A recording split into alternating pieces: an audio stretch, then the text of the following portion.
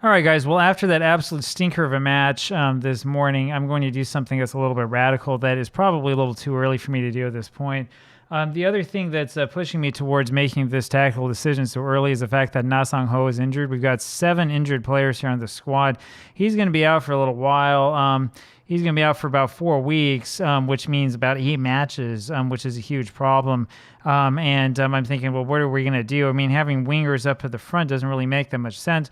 I was just looking here through the squad and thinking how bad it might be for us if we try to do something like this. I think that there's a way that I can get this figured out. All right, so we're going to go ahead and just try for this and see how it goes. I'm not certain about this tactic, which I literally just sort of slapped together. So what we're going to do is we're going to load a different tactic here. We're going to load probably the strikerless tactic. We'll use this one, Manchester United. It's the same as the Mars FC strikerless tactic. And what we're going to do is we're going to save this here. We'll save this here as the FC Seoul second tactic. So strikerless. And we will just go ahead and save that here. Let's see what the selection device is going to tell us here, potentially for our next match. Now, Baek Jong-bom is not quite ready yet, so we'll put in Novak again because we want him to continue to recover from injury. Kim Jin-ya is almost certainly going to leave. Because there are a lot of teams that are interested in him. I can't remember exactly why I was trying to get rid of this guy, but whatever. We're going to do it anyway.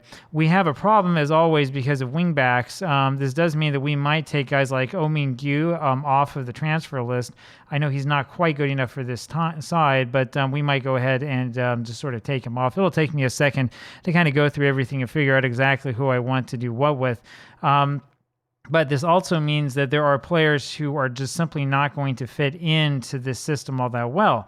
So when we look at Yulichenko, who's 31 years old, go look here at his contract. His contract, as shoot, it just started, didn't it? So it's not going to be so easy for us to just say, oh, we'll just get rid of this guy right away. He was actually, I think he was on loan last year. If you know, I'm not sure if he was on loan. Looks like he was on loan actually with us. If you know more about this, you can let me know. I don't follow South Korean football that closely.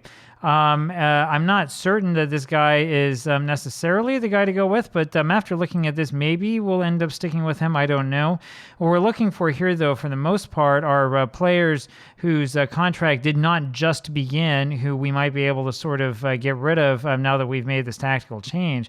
I'm also a little bit tempted to go ahead and get rid of this guy, although 21 is kind of young. Maybe we don't want to just totally bin him off, but I think that these 2 other keepers that we have are actually superior. I think that they're better players.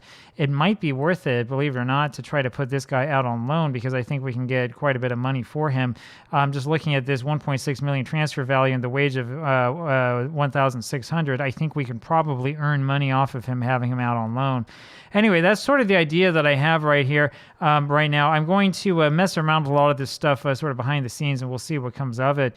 We want to be careful. We don't necessarily want to get rid of too many players who are influential, and we definitely don't want to touch our team leaders at the moment.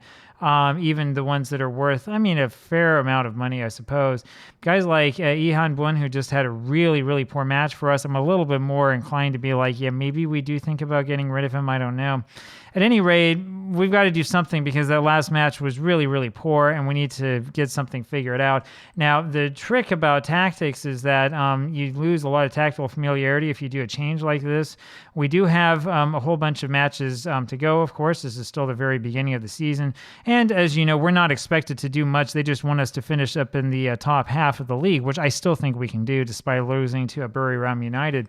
In fact, when you look over here at the competition and you look at the season preview, let's see where they're expected. Actually, they're expected to finish 11th. We're expected to finish 18th, so they're way above us in this. Now, remember, we did defeat Amazulu, but they're seen as a little bit worse than Buriram United. So anyway, it's an idea. We're still trying to do what we can. We want to get a little bit more transfer budget here into the squad, and we want to do so hopefully without destroying the dynamics. The dynamics right now are pretty good. Kim Jin-ya is a little bit upset. He wants to go, and we're trying to help him go. I'm not sure why he would be upset about that. It's more weird morale things, right? Fine. If you want to leave, go ahead and leave. See if I care, right? I don't know why people are upset. I didn't do anything to make him happy. I accepted offers that were in for him. So I don't know. I don't understand this. That's the way that it works. Talk to you again tomorrow when we'll have some of this at least sort of figured out, and we'll see what we're doing then. Bye-bye.